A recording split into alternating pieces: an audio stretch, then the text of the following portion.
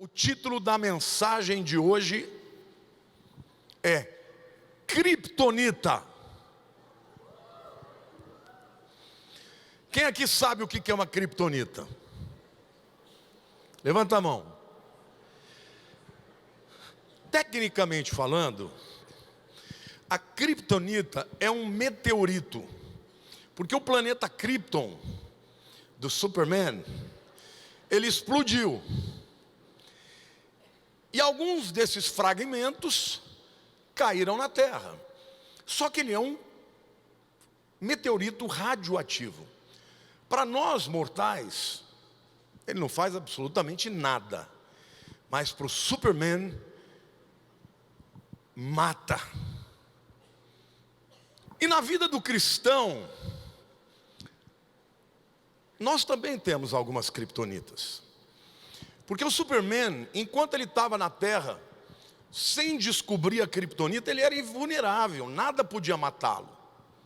Mas o seu arqui-inimigo, o Lex Luthor, um dia descobriu este meteorito e conseguiu fazer com que o super-homem tivesse contato com ele. E ele percebeu então que a kryptonita é capaz de matar uma pessoa, o Superman. E eu dei o nome desta mensagem de kryptonita, porque todos nós, quando estamos em Jesus, somos invulneráveis. A Bíblia diz que o maligno não toca. A Bíblia diz que nós somos mais do que vencedores em Cristo Jesus. Amém? O diabo adoraria te matar. Eu vou começar a chamar ele de Lex Luthor. Mas ele não pode te matar. Então o que ele faz?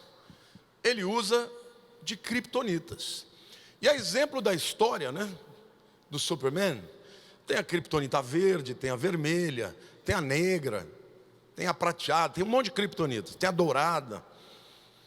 Na vida do crente também tem várias kryptonitas. Mas hoje eu quero falar para vocês sobre a kryptonita verde do desejo. Olha para o teu irmão do lado e fala: xiii, a coisa vai feder. É muito importante que você saiba de uma coisa. Nós estamos em guerra espiritual e Satanás, ele nos ataca sempre com o objetivo de matar. Ele não quer só te ferir, ele quer te destruir. A Bíblia diz que o ladrão vem senão para roubar, matar e destruir. Além de matar, ele quer destruir. Então ele usa de kryptonitas, de armas letais com o objetivo de matar. Agora o diabo, ele chega de maneira sutil, irmãos. Ele não vai chegar como uma naja, sibilando. Ele não vai apresentar como um leão para você. Ele não vai trazer uma bandeira vermelha de guerra. Não, ele vai aparecer para você de uma maneira muito sutil que você nem percebe muitas vezes. O grande Ciro, o rei persa, no ano 549 a.C., ele desejava muito dominar uma cidade chamada de Sardes. Acontece que Sardes era uma cidade que estava construída num platô, numa montanha plana, de 170 metros de altura. E ela era completamente volteada por penhascos, que ninguém conseguia subir, não dava para subir com um exército por lá. Mas ele estava com tanta vontade de tomar aquela cidade, que ele deu uma recompensa. Ele falou assim: olha, quem conseguir descobrir um meio da gente dominar essa cidade, eu vou fazer esse camarada rico. E um soldado chamado Hieroedes, diga assim, Hieroedes, é um belo nome para você dar para o seu filho. Ele aceitou o desafio e ele ficou dias e dias lá embaixo observando os soldados lá em cima. Um certo dia, um soldado que estava na guarda derrubou o capacete lá embaixo. E ele ficou olhando, falou: quero ver o que esse camarada vai fazer. E ele viu o camarada descendo, tranquilamente, até embaixo, pegou o capacete e subiu pelo mesmo lugar que ele desceu. Naquela noite, o rei Herodes junta uma milícia. A cidade de Sardes, gente, ela tinha tanta confiança de que era inexpugnável, que ninguém podia dominá-la, que os camaradas botavam pouca gente para guardar. E muitas vezes os soldados até dormiam, porque quem vai subir lá nesses penhascos? Pois é, naquela noite, isso é história, tá? Não é continho de fada, não, é história. Naquela noite, Herodes sobe com uma milícia, domina, mata os soldados, e a cidade de Sardes caiu nas mãos dos persas, debaixo da autoridade do rei Ciro. Qual foi o erro daquele povo de Sardes? 2 erros. O primeiro foi superestimar, diga superestimar, a invulnerabilidade deles. Não, ninguém vai conseguir nos dominar aqui. Superestimou encontrar o caminho para destruí-los. O segundo erro foi subestimar o desejo do inimigo de conquistá-los. Então quero dizer para você que você em Cristo Jesus, você é invulnerável. Quando você está andando no Espírito Santo, quando você está debaixo do poder do Espírito Santo, na palavra de Deus, você é invulnerável. Mas o grande erro de muitos crentes é superestimar a sua capacidade de resistir e subestimar a vontade do diabo de te destruir. Cutuca o irmão do lado e diga assim: ele não desiste. Diga assim: ele não descansa. É 24/7, 24 horas por dia, 7 dias da semana, ele está pensando em como descobrir um caminho para te levar à morte. Hoje, eu quero falar para vocês sobre a criptonita do desejo. Amém? Glória a Deus. Eu quero falar para vocês, começar dizendo que o prazer, ou o desejo, é uma criptonita quando ele é desequilibrado. Nós vivemos hoje numa sociedade absolutamente hedonista, onde as pessoas querem viver para o prazer e pelo prazer. E acham que esse prazer, ele não traz consequências e nem preço. Eu quero fazer algumas reflexões aqui com você, perguntas para que você responda para si mesmo. Existe algum problema em ter o hábito de comer porcaria todos os dias? Quem gosta aqui de Big Mac? Quem gosta de leite condensado? Quem gosta de chocolate? Existe algum problema em você comer todo dia junk food? Sim ou não? Então por que você come? Porque é bom. Acho que eu não devia nem estar pregando isso aqui, deixa para lá. A própria indústria alimentícia, ela acrescenta sódio, gordura, açúcar. Para quê? Para te viciar. Na hora que você está comendo aquela maravilha, por exemplo, quando eu sento diante de uma lasanha, estou falando isso porque faz 12 dias que eu estou de jejum só de líquido. Ontem eu fui num restaurante chamado Andiamo, japonês, né?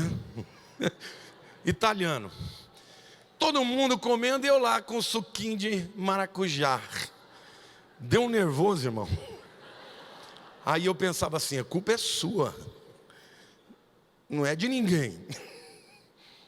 Não é isso? Mas a verdade é que quando você mete a cara no desejo, você paga a conta. E a conta pode ser a morte. Existe algum problema em você, no final do trabalho, chegar em casa todos os dias e ficar assistindo novela?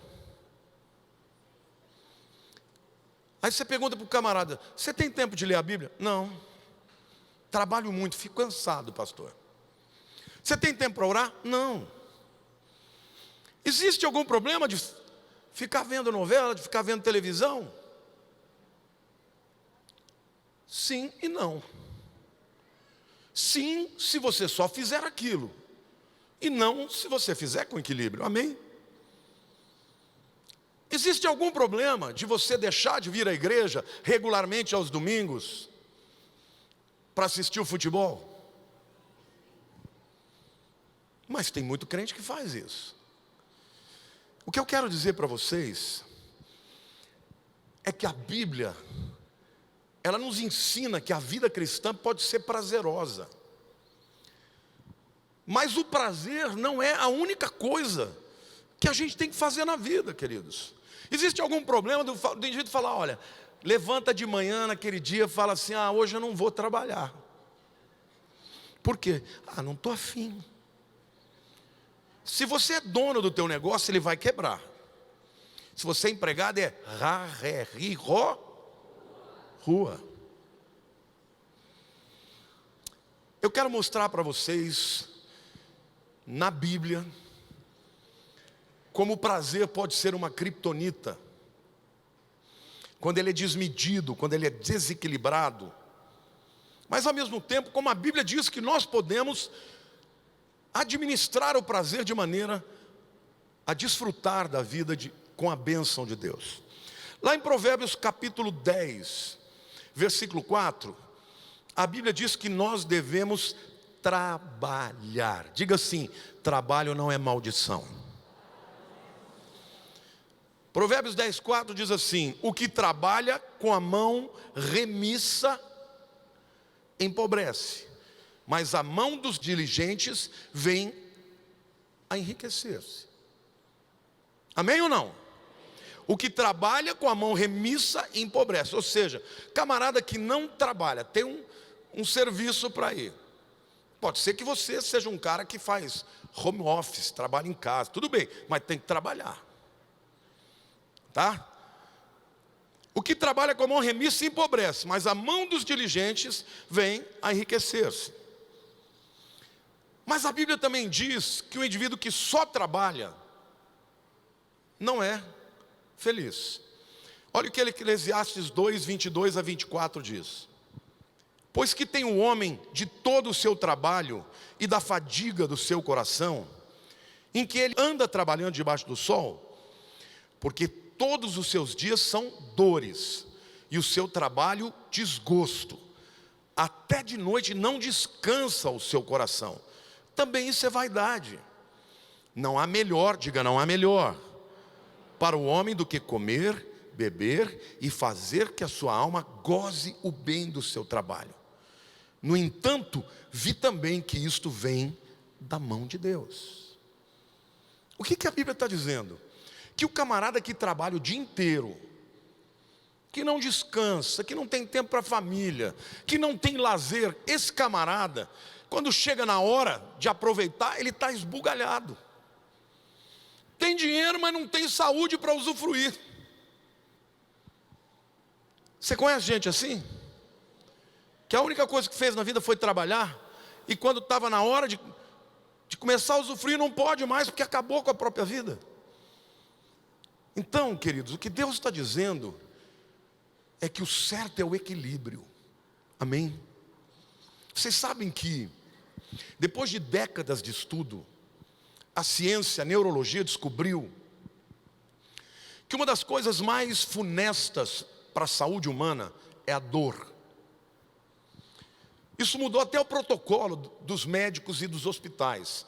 O indivíduo entra num hospital doente, eles não deixam ele passar dor. Porque a dor, além da conta, que o indivíduo está sentindo, ela produz muitos malefícios. Indivíduos, inclusive, que ficam lembrando de dores passadas, são indivíduos que têm muito mais propensão a adoecer, a ter depressão. Por quê? Porque o cérebro além de administrar tudo aquilo que ele tem nas atividades cotidianas, ele mantém ligado, gastando energia, pensamentos no subconsciente daquilo que lhe causa dor. Então hoje, a ciência descobriu que a coisa mais importante para você se livrar de uma dor, principalmente psíquica, emocional, é fazer o luto. Porque quando uma pessoa perde alguém muito importante e não faz o luto, ela morre junto um pouco todo dia. Então, quando algo te causa dor, você tem que enlutar. Ou seja, aquilo tem razão para você estar triste? Ótimo, fique triste, chore, mas faça o luto. Se Deus levou teu marido e você ficou, toma o seu banho, minha senhora, passa um perfuminho e vai para a vida. Porque Deus não te criou para isso, Deus te criou para ser feliz. A Bíblia diz assim, que o Filho de Deus veio para destruir as obras do diabo. A Bíblia diz que o Filho de Deus veio para trazer vida abundante. Amém? Então você ficar lá se matando, sentindo dor, sentindo ressentimento, não é o propósito de Deus. Isso também causa malefícios. O que o texto deixa claro é que uma pessoa que anda na vontade de Deus, ela vai trabalhar pra caramba, vai produzir, vai crescer, vai enriquecer. Não estou dizendo que todo mundo vai ficar milionário, mas quando você trabalha, você vai prosperar de alguma maneira. Mas tem que separar tempo também para a família, para o lazer, para o descanso, para um futebolzinho, para uma viagem. Tem que ter tempo para as atividades físicas, mas tem que ter tempo para as atividades espirituais. O prazer, o desejo, quando ele é desequilibrado, ele é uma criptonita na sua vida. Então, a Bíblia também diz que, lá em Eclesiastes, que Deus espera é que você trabalhe muito, mas que você tenha tempo para usufruir. Que você trabalhe muito, mas que tenha tempo para descansar. Que você construa coisas no mundo físico, mas construa também no mundo espiritual. Equilíbrio, diga equilíbrio. Diga, o prazer sem equilíbrio é criptonita que mata. O prazer sem equilíbrio, irmãos, leva à ruína financeira. Provérbios 21:17 diz assim: quem ama os prazeres empobrecerá. Quem ama o vinho e o azeite jamais enriquecerá. Vejam, a palavra amar aqui no hebraico é ahavá. Não é simplesmente gostar, curtir. Sabe o camarada apaixonado, que ele só pensa naquilo? Agora, você ter essa ligação com o prazer, a Bíblia diz: quem ama os prazeres empobrecerá. Quem ama o vinho e o azeite jamais enriquecerá. Ou seja, eu não vejo problema de você tomar um cálice de vinho, mas se isso te faz mal, e se você se apega a isso, foge disso, porque senão vai te matar. Amém? Eu não vejo um problema de você assistir um filme, mas se você é uma pessoa que assiste o filme, sai dali e vai ganhar, é porque os filmes de hoje, a maioria já passou do ponto, né? Já não é para o crente mais. Já é, sabe, dentro da mentalidade desse mundo. Então tome cuidado, viva com equilíbrio, porque se você se entrega a esse prazer que te aprisiona e vicia, a Bíblia diz que você não vai prosperar, não vai permanecer nem remediado, vai empobrecer. O prazer sem equilíbrio também leva à ruína espiritual. Lá em Lucas capítulo 8, versículo 14, essa é aquela parábola que todo mundo conhece, do semeador, em que Jesus compara o indivíduo que prega a palavra como aquele semeador que joga a semente nos diversos terrenos. E o terreno, Jesus compara com o coração das pessoas que recebem a palavra. E agora eu vou ler o versículo 14. Está falando de uma semente específica, aquela que caiu num terreno que tem espinhos. Ele diz assim: a que caiu entre espinhos são os que ouviram, e no decorrer dos dias foram sufocados, diga sufocados, com os cuidados, com as riquezas e deleites da vida. Os seus frutos não chegam a amadurecer. Jesus está dizendo que pessoas deixam de viver a vida cristã, deixam de receber a salvação de fato. Elas se interessam num primeiro momento, ficam até encantadas, mas por causa dos deleites e os prazeres da vida, a semente morre. Então, o prazer desmedido é criptonita e arruína a tua vida espiritual. 2 Timóteo, capítulo 3, versos 2 a 4, Paulo, ele descreve como seria,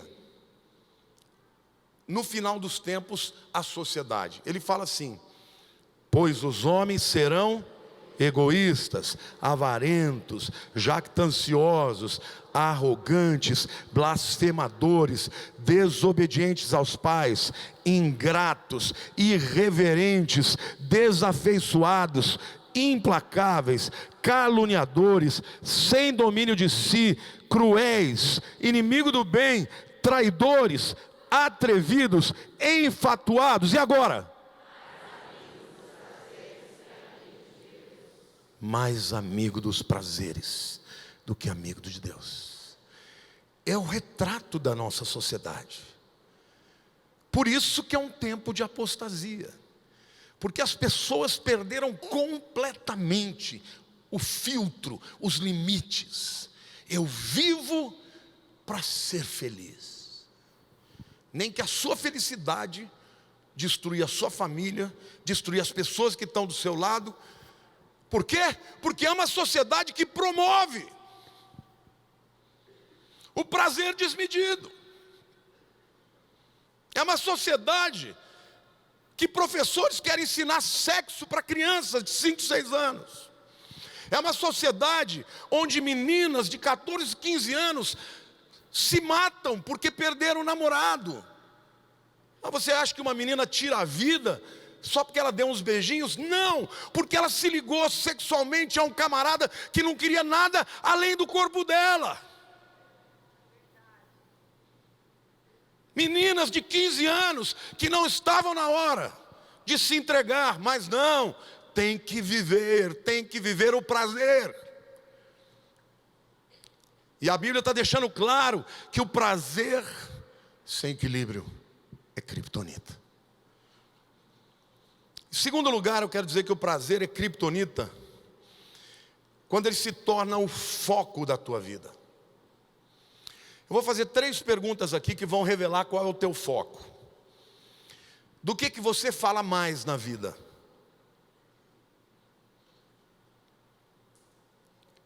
Se for dinheiro, o foco da tua vida é o dinheiro. Se for sexo, o que você fala mais na tua vida é disso. Se for Deus, o que você fala mais na tua vida é sobre Deus.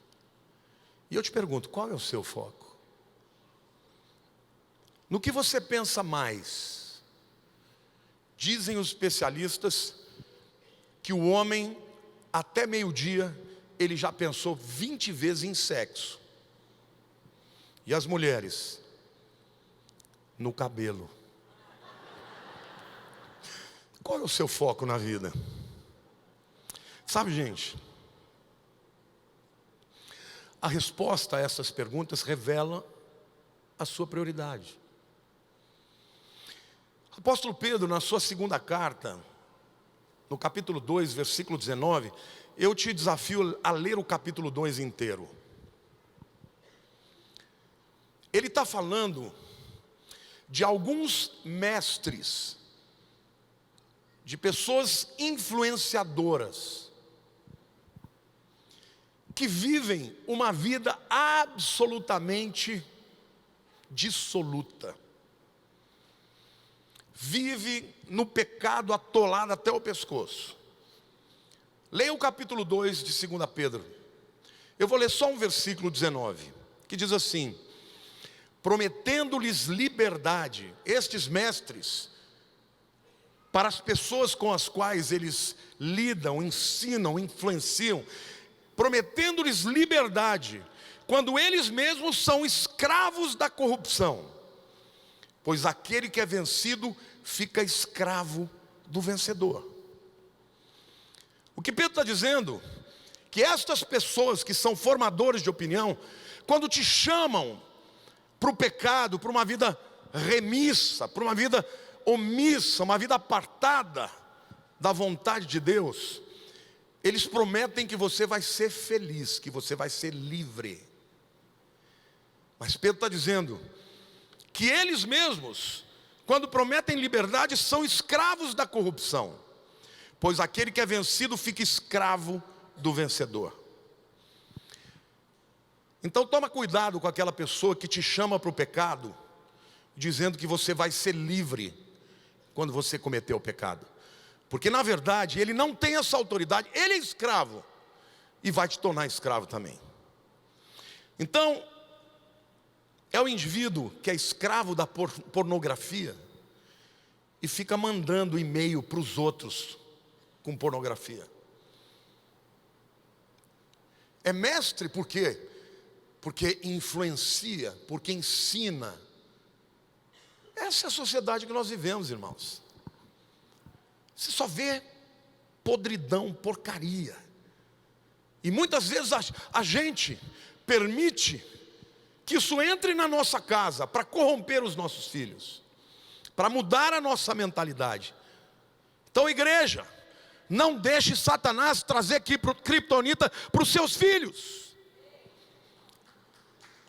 Pode aplaudir, porque esse é uma das maiores epidemias que nós vivemos hoje. Crianças com 10 e 11 anos, já com celular, com internet livre. E depois não sabe, porque a vida inteira eu tenho aconselhado jovens, irmãos, de 25 anos, desculpem, com mulheres lindas, que para ter uma relação sexual tem que tomar Viagra. Por quê? Porque a mente já está tão poluída, com coisas horrorosas, que já não se excita mais no modo natural. Mas não é só jovens não, está cheio de velho, que não consegue mais ter nada com a própria mulher. Por quê? Porque está absolutamente viciado, cheio de criptonita. Porque se deixou levar pelo espírito desse mundo. Então é o indivíduo drogado, que pensa que a droga te leva à liberdade. Não, te leva à cadeia. E acaba levando outros para a cadeia também. Tome cuidado, porque hoje, em muitos lugares, a droga vem de graça para as pessoas. Vem de graça, você não está usando, eles vão mandar para você. Por quê?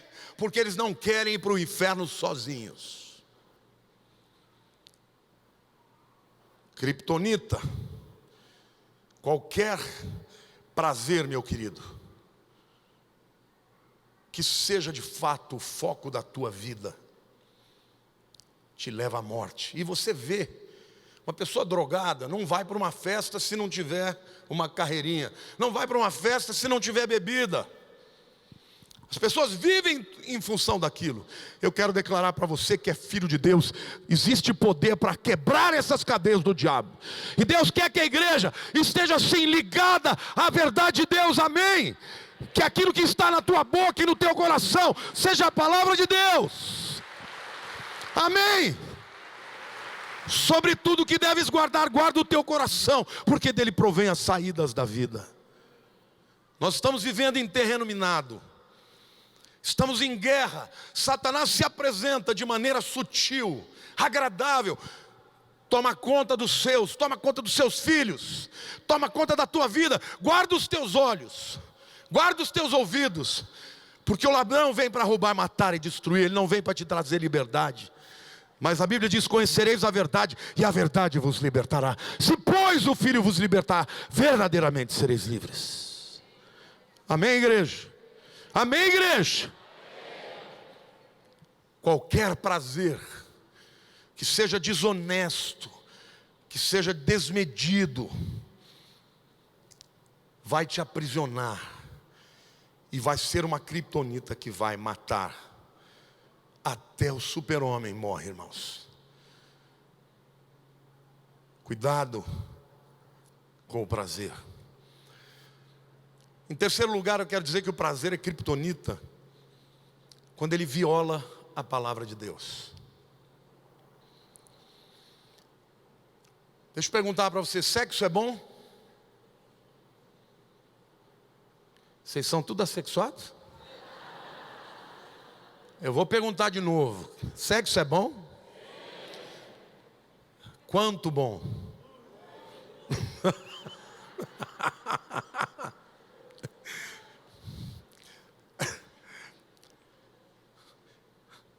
Tem gente que fica assim, nem olha para o lado. Quero te desafiar: olhe para a pessoa do teu lado, para a tua mulher, e diga: sexo é bom, querido.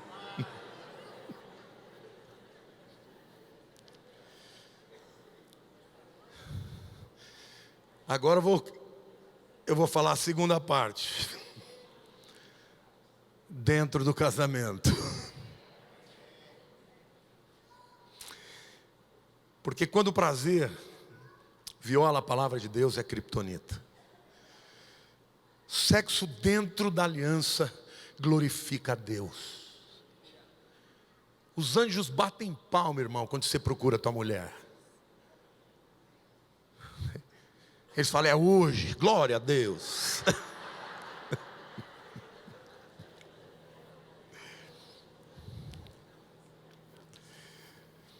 O sexo é um presente de Deus, é maravilhoso, mas é algo que Ele deu para coroar um relacionamento de aliança, onde alguém diz assim: olha, a partir de hoje eu não quero ter sonho sozinho, eu quero sonhar com você. Eu quero viver a vida com você. Eu quero formar uma família com você. Eu quero viver com você até morrer. Eu quero enfrentar as suas lutas. Eu quero enfrentar as suas vitórias com você. Porque Deus poderia ter criado outra maneira de procriação. Ele criou o sexo para procriar por duas razões, irmãos. A gente gosta, aquilo que não é gostoso a gente esquece e não faz. Se o sexo não fosse o método de procriar, o mundo inteiro ia ter umas 100 mil pessoas. Mas como Deus falou assim: eu quero que esse povo se multiplique, então eu vou dar uma coisa boa para eles. Mas não é só para isso. Porque até depois que o homem entra na fase que já não está mais bom naquilo, e a mulher já entrou, né, na menopausa, que ninguém vai mais fazer filho, ainda assim o sexo é algo para unir o casal. Mas diga assim: sexo fora do casamento é criptonita. Tiago capítulo 5, versículo 5, diz assim: tendes vivido regaladamente sobre a terra, tendes vivido nos prazeres, tendes engordado o vosso coração em dia de matança.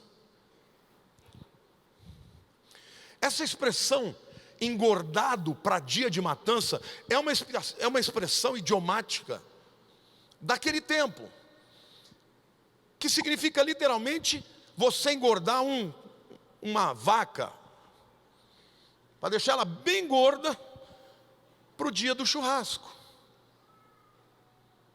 Não é assim? O filho pródigo, por exemplo, quando ele chega, Deus manda, o pai manda o quê? Sacrificar o novilho cevado. O que é o novilho cevado? Gordo. Naquele tempo era comum que as pessoas deixassem um animal preparado, cevado, para estar bem gordo, para fazer uma festa de casamento, para que a carne pudesse trazer prazer para todo mundo. Mas só que Tiago está dizendo o seguinte, que essas pessoas que vivem regaladamente sobre a terra, gente que vive nos prazeres, tem desengordado o vosso coração em dia de matança. Sabe o que ele está dizendo? Que quem vive só nos prazeres dessa vida está engordando o coração para o dia de matança. Matança de quem, irmãos? Do próprio coração. A palavra de Deus está dizendo que você tem que tomar cuidado com os prazeres. Querido, existe uma área no teu cérebro chamada de córtex pré-frontal ou neocórtex, que é uma área em que o teu cérebro está acostumado a buscar o ciclo do prazer. Por exemplo, você já viu alguém viciado em brócolis? Alguém dizendo, ai meu Deus, não estou aguentando, eu preciso comer um brócolis. Você não conhece ninguém, né? Mas você já viu alguém falando, meu Deus do céu, eu preciso de um leite condensado?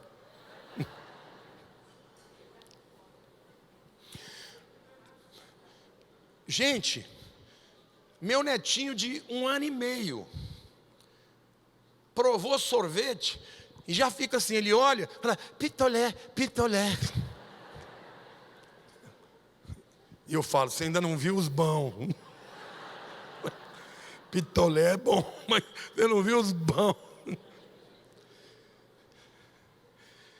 Porque o cérebro, ele fica viciado naquilo que te dá prazer, então tem que tomar cuidado. A pessoa cheira cocaína, ela vai a milhão. Por isso que vicia. Mas cocaína mata.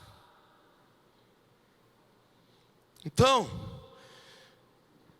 você não foi criado para viver regaladamente nos prazeres desse mundo, porque é criptonita.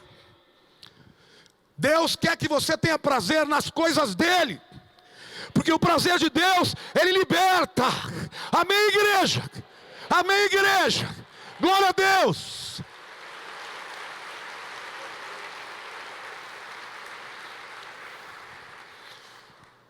Quando o teu cérebro faz alguma coisa repetidamente, isso gera hábito.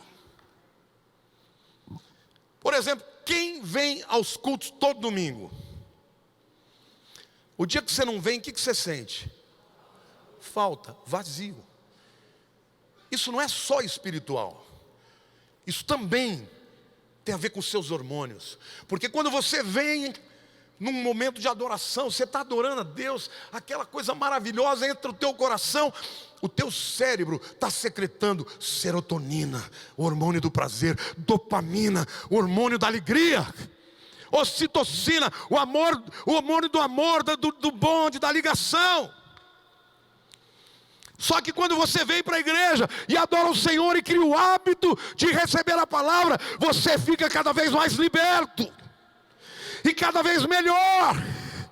Por isso que Jesus disse, eu vim para que tenham vida e a tenham em abundância. O Espírito de Deus quer que você seja alegre, feliz, mais do que vencedor. Amém. Amém, igreja.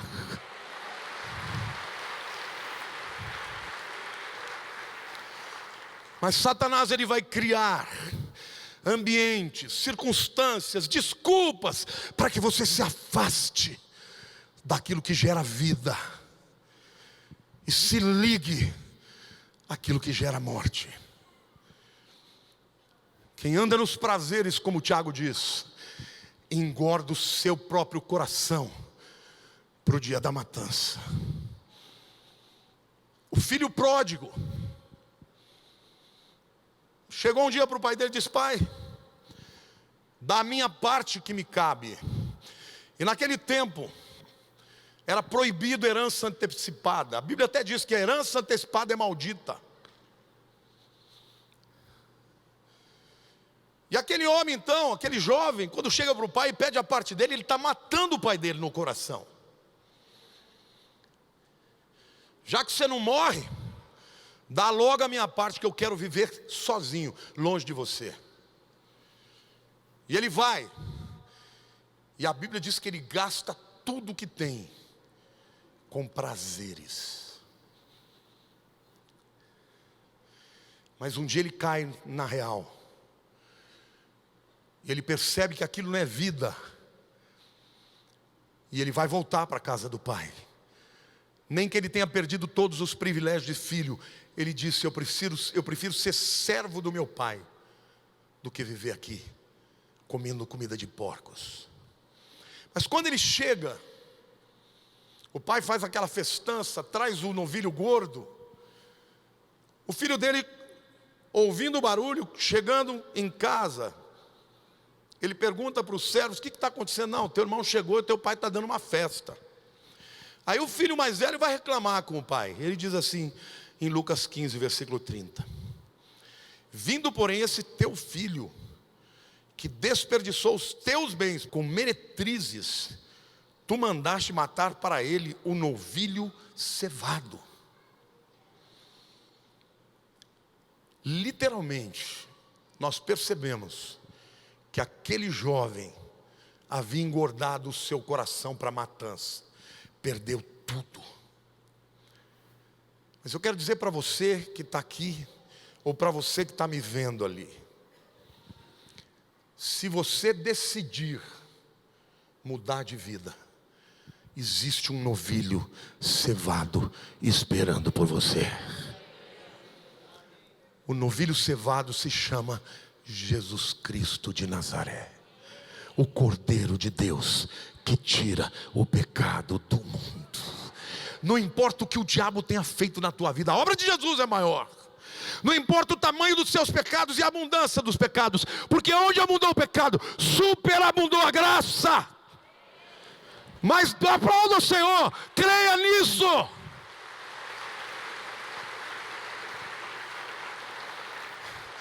O diabo quer que você morra na vergonha ou no orgulho de não voltar atrás.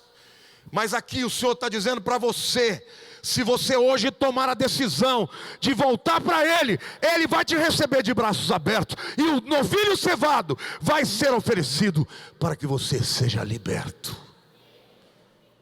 Amém, igreja?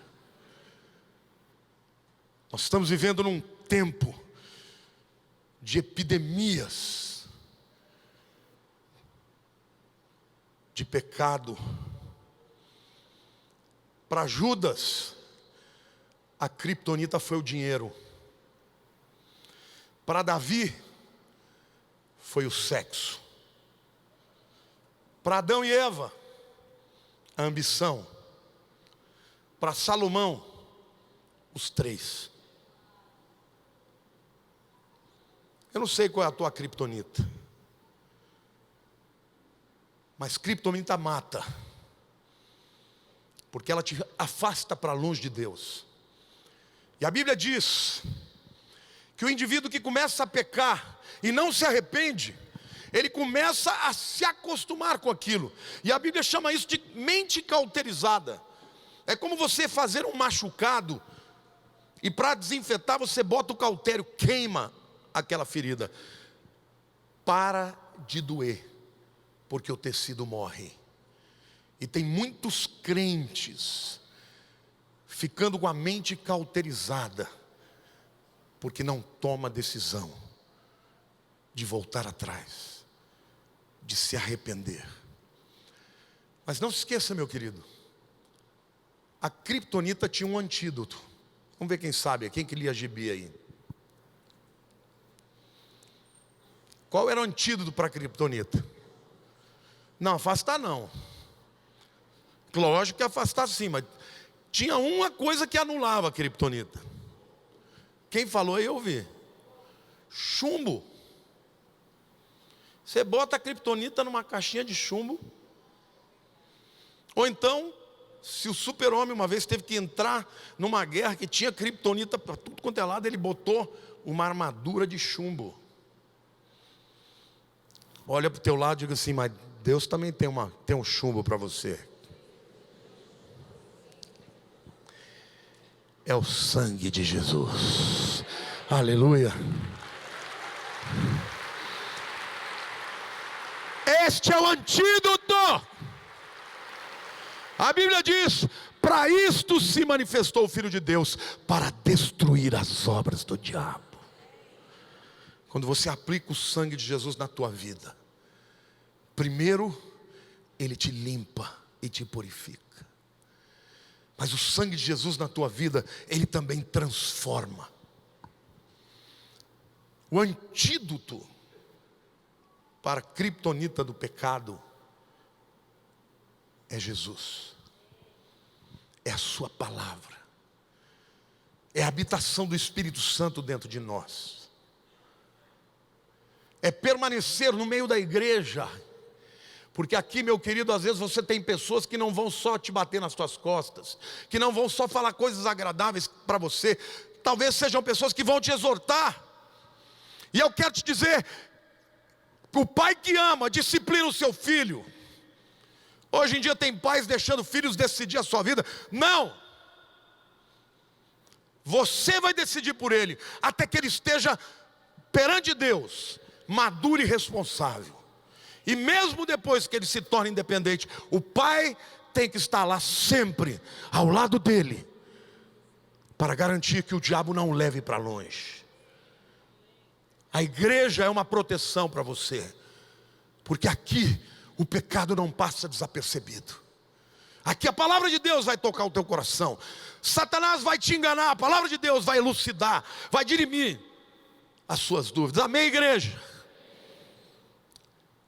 Mesmo Davi, o homem segundo o coração de Deus, por ter sido relapso com o seu pecado, trouxe muitas consequências graves. Matou um soldado leal, porque engravidou a sua esposa. O filho do adultério morreu. Destruição, por causa de uma vida relapsa. Sabe, meu querido, Deus tem o melhor para você. É tão simples o caminho da restauração. É o arrependimento. E nesse momento eu quero orar pela sua vida. Porque talvez você tenha criptonitas na sua vida. Talvez seja a ganância pelo dinheiro. Talvez seja viver uma vida sexual ilícita. Talvez seja um ressentimento, um ódio que você não abre mão, e que tem atrapalhado a tua vida, tem roubado a sua energia, tem tirado a sua alegria, tem tornado o teu coração amargo. Eu não sei, querido, qual é a sua criptonita. O que eu sei é que Deus te ama tanto, que Ele já proveu a sua libertação. Porque todos nós temos que tomar cuidado, para que Satanás não destrua os propósitos de Deus para as nossas vidas. Amém? Então eu quero que você feche os seus olhos agora, já estou terminando. Mas se existe alguma área na tua vida que você precisa entregar no altar, eu quero que você saia do teu lugar e venha aqui à frente, e nós vamos orar por você. E o Senhor vai te receber de braços abertos. Mas você vai ter que dizer: Senhor, é um ponto final. Eu não quero viver no pecado. Eu não quero viver no ressentimento. Eu não quero viver na ganância. Eu não quero viver em nenhuma área que me aprisiona.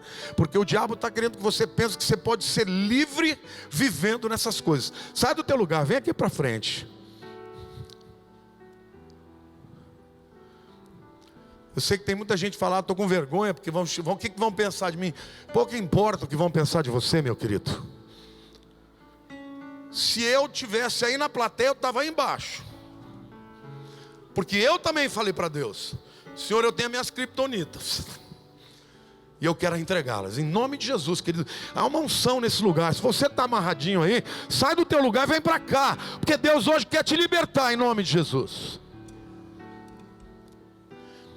E você que está me vendo na internet, você faz a oração junto comigo, enquanto eu estiver orando. E a igreja fica de pé, por favor.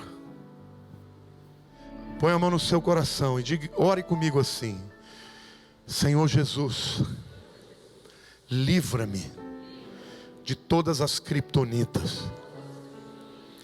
Abra os meus olhos para que eu possa enxergar o engano das trevas.